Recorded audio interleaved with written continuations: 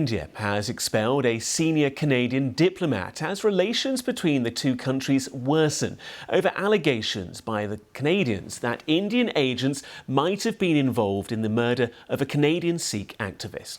Hardeep Singh Nijjar was shot dead outside a temple in British Columbia less than 3 years after he was designated a terrorist by India.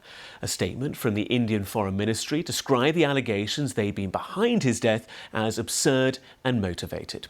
Earlier, the Canadian Prime Minister Justin Trudeau told Parliament he'd raised the issue with his Indian counterpart Narendra Modi at the recent G20 summit. Over the past number of weeks, Canadian security agencies have been actively pursuing credible allegations of a potential link between agents of the government of India and the killing of a Canadian citizen, Hardeep Singh Nijjar. Canada is a rule of law country. The protection of our citizens and defence of our sovereignty are fundamental. Our top priorities have therefore been, one, that our law enforcement and security agencies ensure the continued safety of all Canadians, and two, that all steps be taken to hold perpetrators of this murder to account. Canada has declared its deep concerns to the top intelligence and security officials of the Indian government. Last week at the G20, I brought them personally and directly to Prime Minister Modi in no uncertain terms. Well, let's go live now to Mumbai, where we can speak to our South Asia correspondent, Yogita Lamaya. Yogita, thank you so much for joining us. Just remind us of the details of this case, the background to it. So Hardeep Singh Nijjar was shot dead on the 18th of June by two masked gunmen outside a Sikh temple in the Canadian province of British Columbia. He was a prominent Sikh leader and he publicly campaigned for a separate homeland for Sikhs in the Punjab region of India.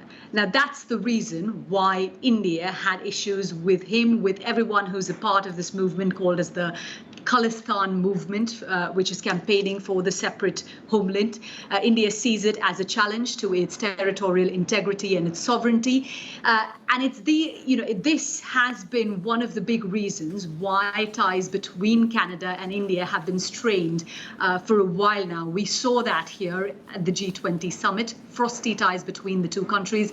Justin Trudeau didn't attend the president's dinner for all of the heads of state and heads of government who were here. And even during his meeting, the photograph of him with Prime Minister Modi, lots of analysts looking at that said that it displayed, just how frosty those ties have become. It's important to note, isn't it, that Canada has a very sizable population of Sikhs, and that this is potentially why India would have looked towards the activities in Canada with the focus that it has done. That's right. And India today, in its statement, is accusing Canada, saying that the statement that Prime Minister Trudeau is making is an attempt to shift focus from long-standing concerns that India has had of people residing in Canada, indulging in what India describes as anti-India activities. Of course, in addition to the allegations and the rebuttal from India, we've also had on the ground, Canada's expelled a senior Indian diplomat. India's done a tit for tat as well, has said they're expelling a senior Canadian diplomat who they say have 5 days to leave the country. The free trade agreement that was being discussed between these two countries, that was suspended a while ago, again, because of these tensions. So, the turn it's taken today, it's been a long time, I think, that India-Canada ties have been at this stage. And is there any indication from the Canadians as to what information, what knowledge, what insight they have to make these allegations? Well, so if you listen to Prime Minister Trudeau's statements, he has hedged himself. He says that Canadian intelligence are investigating credible allegations of a potential link. So he's used the word investigating. He's used the word potential as well. So no evidence provided yet as to what specifically these links are.